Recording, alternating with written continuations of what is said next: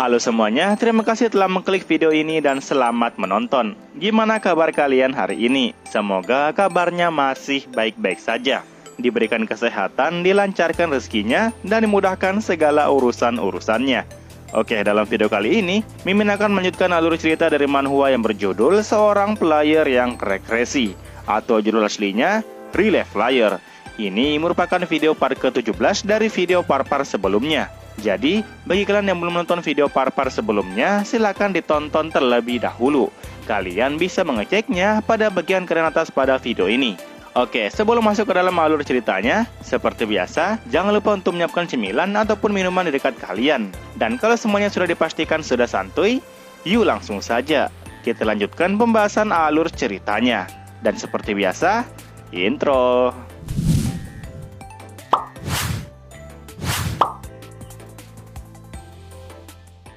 Karena para antek itu akan mundur saat para Shinra telah tiba, Julieta terlebih dahulu meminta kepada Yuna untuk segera pergi mencari tempat persembunyian. Julieta berjanji bahwa dia akan mencari Yuna nanti. Meski diminta pergi oleh Julieta, Yuna tetap bersikeras tidak mau pergi meninggalkannya di tempat ini. Yuna mengatakan bahwa dia juga bisa bertarung. Jadi Julieta diminta untuk jangan khawatir kepadanya. Meski Yuna mencoba meyakinkan Kak Julieta seperti itu, Julieta tetap saja memberitahu Yuna bahwa situasi ini terlalu berbahaya. Mendengar percakapan mereka berdua, membuat pria berkupluk berteriak sambil mengatakan kalau mereka berdua sama sekali tidak akan membiarkan anak itu pergi dari tempat ini. Dan secara tiba-tiba, pria yang satunya seketika muncul di belakang Yuna sembari membenarkan perkataan dari rekannya. Yuna seketika dibuat keringat dingin saat menyadari pria itu kini berada di belakangnya.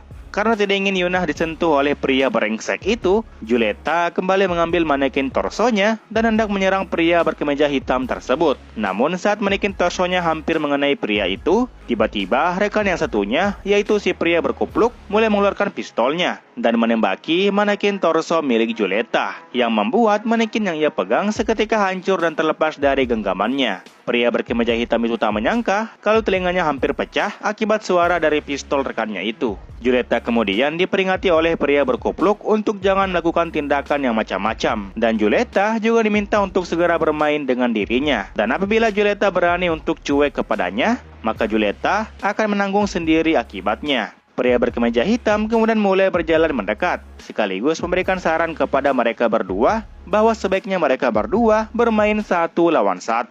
Tentu saja sebelum orang-orang dari Shinra datang ke tempat ini. Dan si pria berkemeja hitam memilih Yuna untuk menjadi lawan mainnya. Yuna yang panik mulai berteriak kepada pria berkemeja hitam itu untuk jangan mendekat ke arahnya. Yuna di sini terus berjalan mundur sampai ia mentok di sebuah tiang. Pria berkemeja hitam tersebut memberitahu Yuna untuk jangan takut, karena dirinya sama sekali bukanlah orang jahat. Dia nampak tersenyum licik dan tangannya mencoba menggapai tubuh dari Yuna. Untung, Yuna dengan cepat menggeser kepalanya dan berhasil menghindari tangan dari pria tersebut. Setelah itu, Yuna pun menunduk ke bawah dan mulai berlari sekuat tenaga dari pria itu. Namun, mau bagaimana cara Yuna buat kabur? Yuna sepertinya sudah tidak mempunyai harapan untuk bisa lari dari sana. Dan pria berkemeja hitam tersebut kemudian mengalirkan energi mana di telapak tangannya dan berhasil mencengkram lengan kanan dari Yuna. Hal itu tentu membuat Yuna sangat terkejut. Yuna juga ikut mengeluarkan energi mana di telapak tangannya dan mengerahkan energi mana tersebut ke pria berkemeja hitam itu. Yang alhasil, pria itu pun kemudian melompat dari sana. Dan mereka berdua masing-masing membuat sebuah barrier satu sama lain. Pria berkemeja hitam tersebut nampak cukup terkejut saat mengetahui kalau anak perempuan ini memiliki energi mana yang sangat banyak, sehingga ia mampu untuk menciptakan sebuah barrier dan melakukan serangan secara bersamaan. Situasi ini membuat pria berkemeja hitam sudah tidak tahan lagi dan mulai mengeluarkan pisau belati dari saku celananya. Dia tahu kalau apabila dia berhasil menjual anak perempuan ini, maka dirinya akan segera menjadi kaya raya. Pria berkemeja hitam seketika melesat ke arah Yuna sembari memberikan serangan kepada barrier milik Yuna. Namun sayang, barrier milik Yuna nampaknya cukup kuat untuk menangkis serangan belati dari pria berkemeja hitam. Dan itu membuat si pria berkemeja hitam menjadi sangat kesal. Di lain sisi, Yuna di dalam hati cukup bersyukur karena masih bisa menahan serangannya. Untung saja pada waktu itu Yuna sempat mengejarinya, sehingga ia yang sekarang dapat memaksimalkan barrier miliknya. Serangan bertubi-tubi yang dilancarkan oleh pria berkemeja hitam membuat belatinya menjadi haus dan tinggal setengah. Dia menyadari kalau situasinya seperti ini, maka dirinya tidak akan berhasil untuk menjualnya. Yuna yang melihat si pria berkemeja hitam memasang wajah yang masam membuat Yuna kepikiran kalau apakah dia telah berhasil membuatnya menyerah. Tapi tiba-tiba, hanya dengan menggunakan tangan kosong, si pria berkemeja hitam itu ternyata mampu menembus barrier milik Yuna. Dan lengan kiri Yuna kini berhasil digenggam oleh si pria berkemeja hitam tersebut. Dengan senyumnya menyeringai, pria berkemeja hitam itu berhasil menangkap Yuna. Sementara itu, di lantai dasar Mall Twilight, bala bantuan dari klan Shinra akhirnya datang ke lokasi. Dengan mempertaruhkan nama dari klan Shinra, mereka terlebih dahulu mencoba untuk memprioritaskan keselamatan orang-orang sebelum melakukan penyerangan kepada para monster. Nah, saat mereka sedang sibuk bertugas, di belakang pemimpin mereka kemudian muncul suatu makhluk yang aneh. Dan itu membuat semua anggotanya melongo melihatnya. Nampaknya seekor slime telah muncul di lantai dasar mall tersebut. Meski mengetahui kalau yang muncul itu merupakan seekor monster slime, tetapi mereka sama sekali tidak bisa menebak kelas dari monster slime itu. Maka dari itu, pimpinan mereka meminta kepada para anggota yang ada di sini untuk memanggil anggota yang lain yang merupakan player serangan jarak jauh. Slime yang muncul itu disebut sebagai swarm slime ataupun slime rawa. Ukurannya nampak sangat besar, dan ia berada di ranking S. Nah, karena slime dikenal sebagai monster yang lemah, maka salah satu anggota dari pasukan jarak dekat kemudian meminta kepada pimpinannya untuk tidak perlu memanggil anggota pasukan jarak jauh. Dirinya saja sepertinya sudah mampu untuk menghancurkan slime tersebut. Anggota itu kemudian mulai mengalirkan energi mana di kapaknya dan berlari menghampiri slime tersebut. Menurut pemikiran dari anggota yang satu ini, semua monster itu sebenarnya sama saja. Mereka hanya perlu menebas mereka sampai mereka lenyap tak tersisa. Nah, saat kapaknya berhasil menyentuh tubuh dari slime itu, serangannya seketika terhenti dan slime tersebut kemudian mulai melahap anggota itu dengan seluruh bagian tubuh yang ia miliki, yang mengakibatkan anggota itu pun berakhir dimakan oleh slime rawa tersebut. Melihat kejadian itu, membuat pimpinan kembali memberitahukan kepada para anggotanya bahwa serangan fisik sama sekali tidak mempan untuk melawan slime. Mereka harus melapor tentang kondisi mall saat ini kepada anggota yang lain yang berada di luar sana. Dan pasukan jarak dekat mereka hanya bisa bersiaga sembari menunggu para caster atau pasukan jarak jauh tiba. Di lain sisi, pria berkupluk nampak sangat senang saat monsternya datang di saat yang tepat. Berkat kedatangan dari para monster itu, mereka berdua pun mempunyai banyak waktu tambahan untuk berurusan dengan dua cewek yang ada di belakang. Setelah berkata seperti itu, pria berkupluk itu pun kemudian berbalik ke belakang dan menyuruh Julieta untuk cepat menyelesaikan urusan ini. Julieta nampak hanya terdiam di balik tiang sembari melirik ke arah pria berkupluk tersebut. Sementara itu, tak jauh dari tempat Julieta berdiri, terlihat Yuna yang sedang berteriak dengan sangat keras. Yuna nampak kebingungan mengenai mengapa pria berkemeja hitam itu bisa menembus bariernya. Pria berkemeja hitam menjawab kalau apabila dia tidak bisa menembusnya, maka dirinya sangat tidak layak disebut sebagai seorang player. Nah, karena Yuna berhasil didesak, sesaat kemudian terdengar suara gemuruh api dari arah belakang pria berkemeja hitam itu. Untung saja dia dengan refleks yang cepat seketika mengaktifkan barrier tepat di sampingnya, sehingga ia pun tidak terkena serangan api dari Julieta. Julieta nampak mengeluarkan serangan api dari tangan yang ia bentuk layaknya sebuah pistol. Julieta kembali melancarkan serangan api itu untuk yang kedua kalinya, sembari menyuruh Yuna untuk cepat lari dari sana. Nah, karena si pria berkemeja hitam tidak bisa mengurus keduanya, pria berkemeja hitam itu pun hanya fokus untuk menahan serangan api dari Julieta, dan Yuna berhasil kabur dari sana. Pria berkupluk sebelumnya kemudian berjalan menghampiri Julieta sembari memberikan aplaus kepadanya. Pria berkupluk itu tidak menyangka kalau Julieta mampu melakukan serangan seperti itu. Julieta yang merasa terpojok kemudian mulai melompat dari tempatnya dan hendak menyerang pria berkupluk itu dengan serangan api yang telah ia lancarkan sebelumnya. Namun dengan cepat, pria berkupluk itu sudah mengetahui niat dari Julieta, dan ia langsung mengaktifkan barrier tepat di depan tubuhnya. Yang alhasil, seluruh tembakan api milik Julieta menjadi tidak berguna di hadapan si pria berkupluk. Pria berkupluk meminta kepada Julieta yang ia sebut sebagai boneka cantik untuk segera berhenti menyerang, karena serangan itu sama sekali tidak ada gunanya. Lebih baik mereka berdua melakukan adegan yang panas daripada melakukan pertarungan yang sia-sia. Di lain sisi, Yuna nampak berlari meninggalkan Kak Julieta. Nah, Julieta yang mendengar ucapan menjijikan dari pria itu tentu saja merasa sangat kesal. Julieta mulai melepas kedua sepatunya dan mulai merobek kain yang menghalangi satu pahanya. Julieta menegaskan bahwa dirinya bukanlah sebuah boneka. Julieta hendak kembali memberikan serangan api kepada si pria berkupluk. Namun melihat serangan yang akan dilancarkan oleh Julieta membuat si pria berkupluk menjadi bosan. Dia kembali memberitahu Julieta bahwa serangan itu tidak ada gunanya di hadapan mereka berdua. Dan kalau Julieta memakai kekuatannya dengan cara yang imut seperti itu, maka akan sangat disayangkan. Namun sebelum si pria berkupluk menyelesaikan kalimatnya, dia seketika langsung melotot dan dengan cepat mengaktifkan barrier di depannya. Tapi tanpa diduga, barrier yang telah ia bentuk seketika dihancurkan hanya dalam sekali tembakan. Dan itu berhasil membuat si pria berkupluk menjadi merinding. Di dalam hati, ia bertanya-tanya tentang serangan apa itu barusan. Kekuatannya tiba-tiba saja meningkat dengan drastis. Apa jangan-jangan pria berkupluk itu hanya bisa menepuk api yang ada di pundaknya sembari memperhatikan mana Julieta dengan seksama. Kekuatan itu rupanya adalah amplification gift atau hadiah amplifikasi. Singkatnya, si pria berkemeja hitam terus-terusan berlari mengejar Yunah kemanapun ia pergi. Hingga mereka berdua memasuki sebuah toko mainan. Si pria yang sudah ngos-ngosan kemudian memberitahu Yunah bahwa percuma untuk melarikan diri dari sini. Yunah sudah terpojok di tempat ini. Si pria juga bertanya kepada Yunah tentang mengapa Yunah enggan untuk bermain dengan dirinya. Yunah yang awalnya dikira sudah tidak punya harapan, kemudian mulai mengalirkan mana di kedua kakinya dan melompat di rak mainan tepat di samping kanannya. Setelah itu, Yunah pun mengambil kotak mainan yang ada di bawahnya dan hendak melemparkannya ke arah pria tersebut. Tapi sayangnya, si pria tersebut berhasil mengaktifkan barrier duluan, sehingga ia pun tidak terkena lemparan dari Yunah. Si pria yang udah muak dengan tindakan dari Yunah mulai menendang rak mainan yang Yunah pijaki saat ini. Yang alhasil, Yunah pun goyang dan mulai terjatuh. Si pria yang melihat Yunah yang hendak terjatuh kemudian mengalirkan energi mana di kedua tangannya dan berniat untuk mematahkan kedua kaki dari Yunah. Itu bertujuan agar Yunah tidak nakal dan berniat untuk melarikan diri.